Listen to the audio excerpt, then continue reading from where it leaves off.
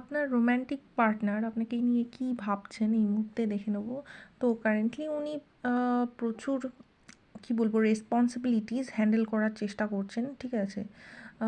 But চাইছেন যে আপনার সাথে টাইম স্পেন্ড করতে, বাট ওনার কাছে কারেন্টলি প্রচুর ওয়ার্কলোড রয়েছে, তার জন্য আর কি উনি আপনাকে হয়তো টাইম দিতে পারছেন না। তার জন্য অ্যাংজাইটিতে যাচ্ছেন, ঠিক আছে? আপনাকে ফ্লাওয়ার্স দিতে চাইছেন, আপনাকে গিফট দিতে চাইছেন, আপনার সাথে ভালো টাইম স্পেন্ড করতে চাইছেন। ওনার অনেক আশা ইচ্ছা যেগুলো আছে সেগুলো আপনার পূরণ করতে চাইছেন আপনার সাথে।